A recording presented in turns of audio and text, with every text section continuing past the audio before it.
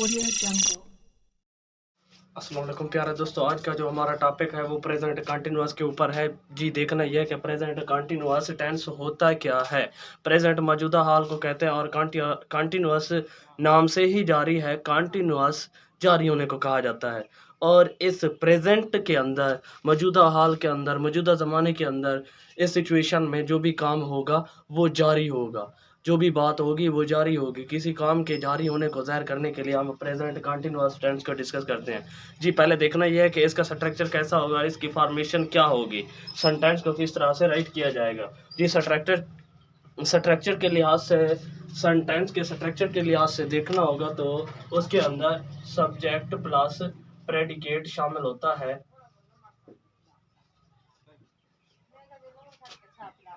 Predicate क्या होता है? प्रेडिकेट हमेशा वर्ब को कहा जाता है, काम को कहा जाता है, और इसी तरह से वर्ब के साथ ऑब्जेक्ट भी शामिल होता है, एडवर्ब भी शामिल होता है, एडजेक्टिव भी शामिल होता है। इसका मतलब ये प्रेडिकेट का पार्ट वो तमाम काम शो करता है जो एक सब्जेक्ट सरंजाम दे रहा होता है।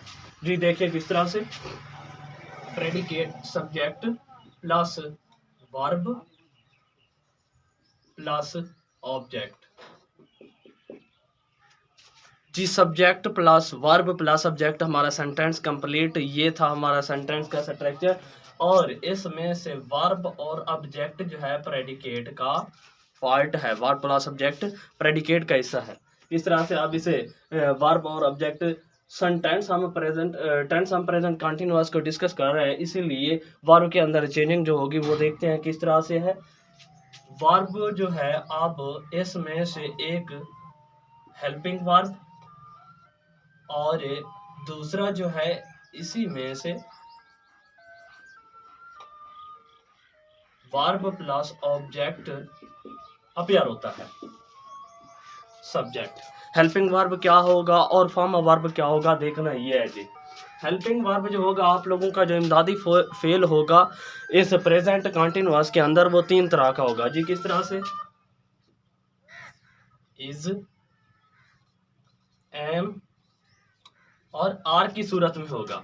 और इसी तरह से जो आप लोगों का वर्ब होगा वो first form of verb plus ING की सूरत में होगा। इसका मतलब फोर्थ फॉर्म ऑफ वर्ब होगा। वर्ब की फोर्थ फॉर्म को इस्तेमाल किया जाएगा क्योंकि हम प्रेजेंट कंटिन्यूअस को डिस्कस कर रहे हैं, और इसके अंदर आईएनजी फॉर्म का इस्तेमाल होगा। जिस तरह से हमारे पास हेल्पिंग वर्ब तीन तरह के हैं, इसी तरह से हमें सब्जेक्ट की ग्रुपिंग जो है तीन ग्रुप्स के अंदर इसकी करनी चाहिए, तीन ग्रुप्स बनाने चाहिए। इज का इस्तेमाल ही, शी, इट और सिंगल नेम के साथ होगा। इसका मतलब तमाम सिंगुलर ग्रुप के साथ इसका इस्तेमाल होगा सिवाय आई के। तमाम सिंगुलर ग्रुप, तमाम singular noun, singular group of subject जितने भी होंगे सिवाय आई के, उनके साथ हम इज का इस्तेमाल करेंगे।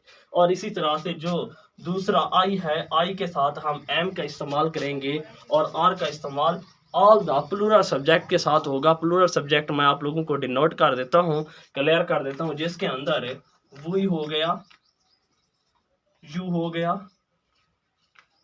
ते हो गया और प्लूरल नेम हो गए।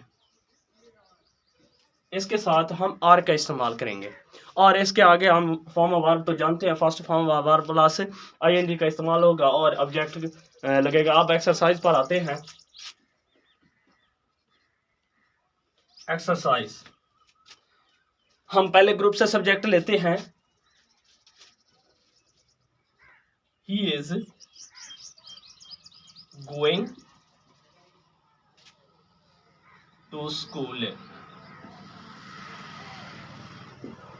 हमने फोर्थ फॉर्म ली इसी तरह से, और इज का इस्तेमाल किया हमने इसी तरह से। क्लियर हुआ? टू स्कूल, स्कूल हमारा क्या है? ऑब्जेक्ट। Sentence clear? वो स्कूल वो स्कूल जाता है, वो स्कूल जा रहा है। He is going to school, वो स्कूल जा रहा है। दूसरा सेंटेंस देखते हैं दूसरे ग्रुप से देखते हैं। I am teaching I am teaching, मैं पढ़ा रहा हूं। आई एम टीचिंग, मैं पढ़ा रहा हूं। यू आर लर्निंग, आप सीख रहे हो। यू आर लर्निंग, आप सीख रहे हो। आई एम टीचिंग, मैं पढ़ा रहा हूँ। ये तमाम के तमाम सेंटेंस प्रेजेंट कंटिन्यूअस टेंस के हैं। इसी तरह से अगर नेगेटिव करना होगा तो इन्हीं को आप लोग चेंज कर सकते हो और सब्जेक्ट आप लोग कोई भी राइट कर सकते हो। शी इज नॉट, नेगेटिव के लिए इस्तेमाल कर रहे हैं।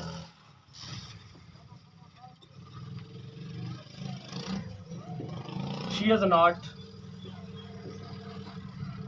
Going to school.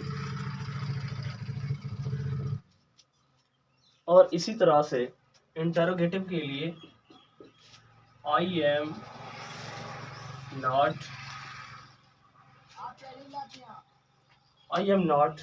Teaching,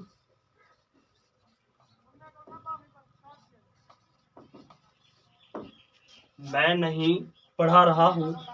you are not learning,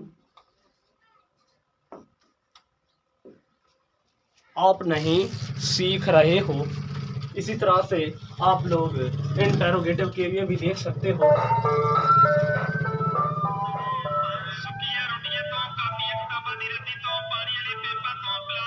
interrogative sentence आप लोग राइट कर सकते हो। इन्हीं में से आप लोग इन ग्रुप्स में से कोई भी सेंटेंस ले सकते हो।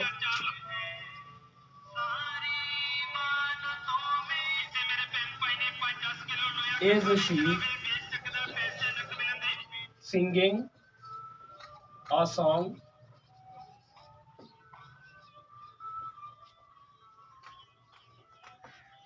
क्या वो गाना गा रही है। इसी तरह से दूसरे ग्रुप में से am I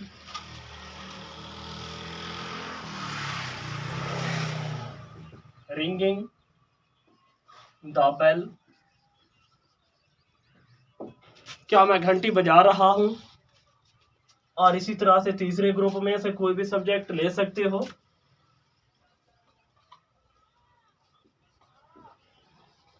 are they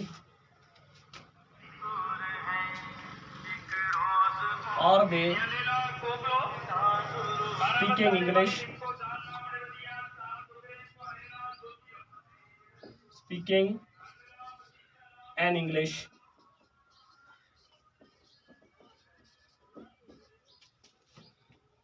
are they speaking an English, क्या वो इंग्लिश बोल रहे हैं, क्या वो इंग्लिश बोल रहे हैं।